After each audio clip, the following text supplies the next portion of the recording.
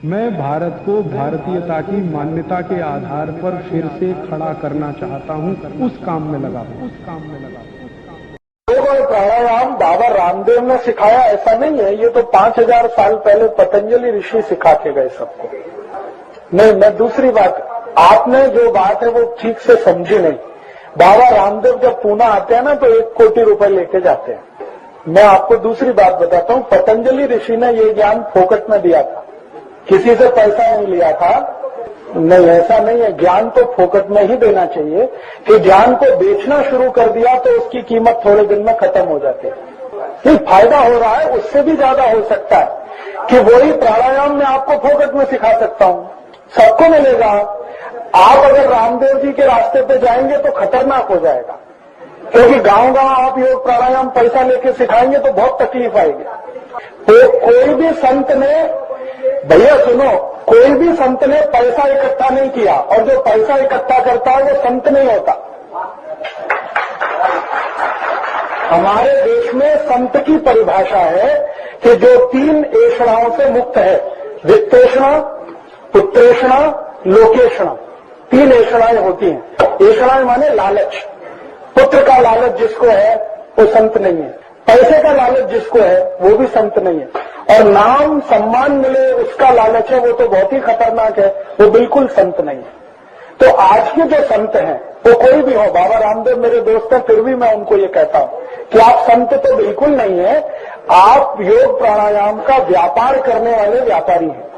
जिस दिन आप निःशुल्क शिविर लेंगे उस दिन हम कहेंगे कि आप संत हैं, क्योंकि आपने जिस गुरु से सीखा उसने कोई शुल्क नहीं लिया, तो आप कैसे शुल्क ले रहे हैं किसी ज्ञान के लिए?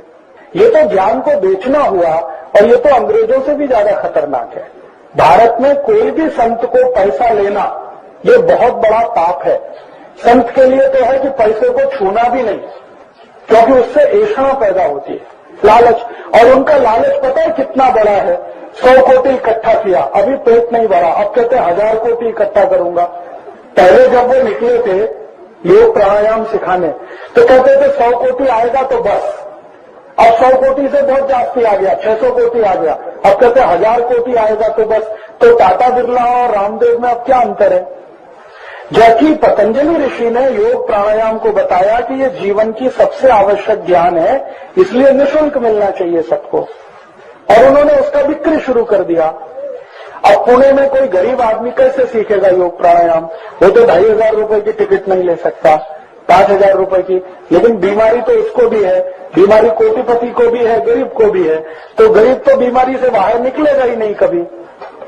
तो संत की परिभाषा जो है, जो 3 ऐषणाओं से मुक्त है, लोकेषणा, वित्तेषणा, पुत्रेषणा, पैसे का लालच नहीं, घर परिवार का लालच नहीं, और मान सम्मान का लालच नहीं, वो संत होता है। अब ढूंढो कौन है संत ऐसा? बाबा सातारकर है क्या? मैं एक बार गया, मैंने कहा हमारे यहाँ भजन कीर्तन करने का वो 50,000 रुपए पहले लाओ, फिर डेट मिलेगी।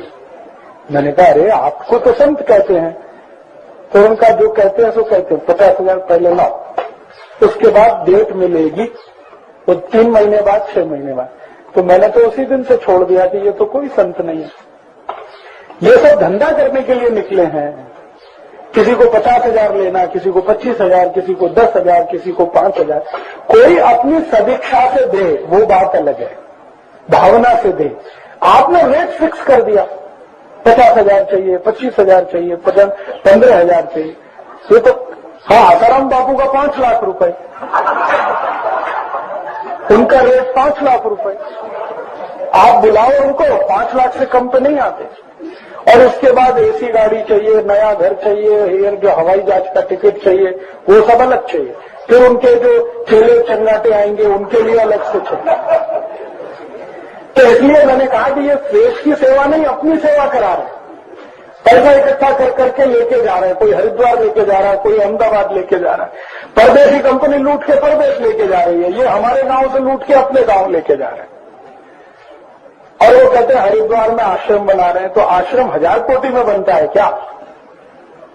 और जहां आश्रम बनाना है वो उसका भी नियम है। भारत के शास्त्रों में सब नियम है। जैसे आपने पुणे से पैसा इकट्ठा किया तो आश्रम पुणे में ही बनना चाहिए, हरिद्वार में क्यों बनना चाहिए? क्योंकि जिन्होंने पैसा दिया उनको क्या लाभ मिलेगा आपके आश्रम का। अब पुणे वाले कोटि रुपए 2 बार दे चुके हैं रामदेव जी को, और उनको बीमारी आएगी तो हरिद्वार जाएं, फिर वहां से ठीक करा के लाएं अपने को। तो ये तो बहुत खतरनाक धंधा है भाई, इसमें संतपना कुछ नहीं है, ये शुद्ध व्यवसाय है। किसी ने योग प्राणायाम का चालू कर दिया, किसी ने भगवान राम का व्यवसाय शुरू कर दिया। राम कथा कह रहे हैं 5 लाख रुपए की, कृष्ण कथा कह रहे हैं 5 लाख रुपए की, ज्ञानेश्वरी की कथा कह रहे हैं 5 लाख रुपए की। ये सब धंधेबाज लोग हैं, इनमें कौन संत है बताओ ना आप। हाँ वो ठीक है, तो वही मैं कहना चाहता था आपसे, आपको मैं समझाना चाहता हूं कि संत की परिभाषा जो है, जो पैसे से कुछ मोह नहीं रखता हो, जिसको मान सम्मान की प्रतिष्ठा की चिंता ना हो, और जिसको कभी परिवार की ऐशना ना हो, बीवी होनी चाहिए, बच्चे होने चाहिए, वो संत है। 3 लालच से मुक्त है, वो संत है, भले वो पढ़ा लिखा है नहीं पढ़ा लिखा है। तो इस परिभाषा पे आप कस कर देखो कौन संत है कौन नहीं है। जिसका टीवी में जाहिरात जाती है वो संत हो गया, ऐसा कुछ नहीं है। हो सकता है कोई गांव का साधारण व्यक्ति बड़ा संत हो, रामदेव जी से ऊंचा संत हो, सामान्य व्यक्ति। तो मैंने जो कहा है ना, बहुत सोच समझ के कहा है, और इन सबको मैंने बहुत अंदर से देखा है 15 साल। तब मैंने तय किया कि मैं भगवा नहीं धारण करूंगा। इनको देखने के बाद मैंने तय किया, नहीं तो मैं भी कर सकता हूं, करोड़ों रुपए कमा सकता हूं। फिर आपको मेरा व्याख्यान सुनने के लिए टिकट लेनी पड़ेगी, 500 रुपए टिकट दो, 1000 रुपए टिकट दो। फिर मैं कहूंगा एक गुरुकुल बनाता हूं, उसके लिए पैसा लगेगा। तो बहाने तो 50 हैं पैसा इकट्ठा करने के, उसकी तो कोई कमी नहीं है।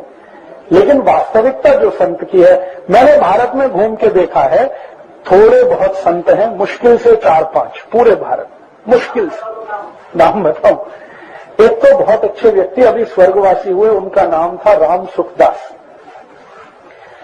राम सुखदास जी महाराज ऋषिकेश में थे, वो सच में संत थे। पैसे से कुछ लेना देना नहीं, मान सम्मान का कोई प्रश्न ही नहीं, और कोई पुत्रेष्णा नहीं, वो तो एक थे। एक अभी दक्षिण में है, जीवित है। वो कभी आपने अगर उनका प्रवचन सुना है, ये जो उत्तर कर्नाटक है ना, उत्तर कर्नाटक में ये धारवाड़, हुगली, बेलगाम, इस एरिया में उनका बहुत महत्व है। श्री सिद्धेश्वर स्वामी, उनको पैसे से कुछ लेना देना नहीं, और इतने निरपेक्ष आदमी है कि उनका जो वस्त्र है ना, उसमें जेब भी नहीं है। वो कहते हैं जेब लगाना तो ऐशना आएगी, जेब भी नहीं लगाना, ना ऊपर ना नीचे, कहीं नहीं। हाँ, जेब ही नहीं है, कुर्ते में जेब नहीं, और पजामे में जेब हो सकती है तो पहनते नहीं, लुंगी पहनते। उनको कुछ पैसे से लेना देना नहीं, और सिर्फ पैसे से ही नहीं, मान सम्मान से भी लेना देना नहीं। कोई टीवी पे नहीं आते, कोई अखबार में इंटरव्यू नहीं करते, लेकिन जब उनके व्याख्यान होते हैं ना तो हजारों लोग आते हैं, और वो सवेरे 3 बजे व्याख्यान करें तो हजारों लोग 3 बजे आते हैं सुनने के लिए। और जब व्याख्यान करें तो इतना धीमे बोलते हैं कि अगर थोड़ा भी हल्ला गुल्ला हुआ तो आप सुन नहीं सकते, इसलिए पिन ड्रॉप साइलेंस रहता है। वो एक संत है। ये बड़े स्तर के, छोटे स्तर के और भी बहुत सारे संत हैं, गांव गांव में हैं।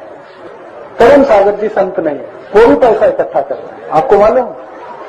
अभी बेलगाम में 1.5 कोटि रुपए इकट्ठा किया हूं, और वो वैसे ही रामदेव जी जैसा उनका बहाना है, मुझे आश्रम बनाना है, मुझे ये बनाना है, तो 1.5 कोटि रुपए बेलगाम से लिया। अभी महामस्तकाभिषेक में वहां 5 कोटि का टारगेट फिक्स किया है, वो ले रहे हैं। तो इसलिए आप कभी भी किसी को अपने स्तर पे जब तय करो ना, संत है नहीं है, 3 बातें देख लो। पैसा मानता है क्या, दूसरा मान सम्मान का बहुत ज्यादा ध्यान रखता है क्या, और पुत्रेष्णा है क्या। तो 3 बातें अगर हैं तो कहना कि ये संत नहीं है, महात्मा हो सकता है, व्यापारी हो सकता है, साधु हो सकता है। संत तो बहुत ऊंची कक्षा के लोग होते हैं, और वो इन्हीं परिभाषाओं पे खड़े उतरते हैं। दोस्तों, सबसे पहले तो चैनल सब्सक्राइब करें, फिर लाइक, कमेंट और शेयर करें, और हाँ, हमारा एंड्रॉयड ऐप डाउनलोड करना ना भूलें।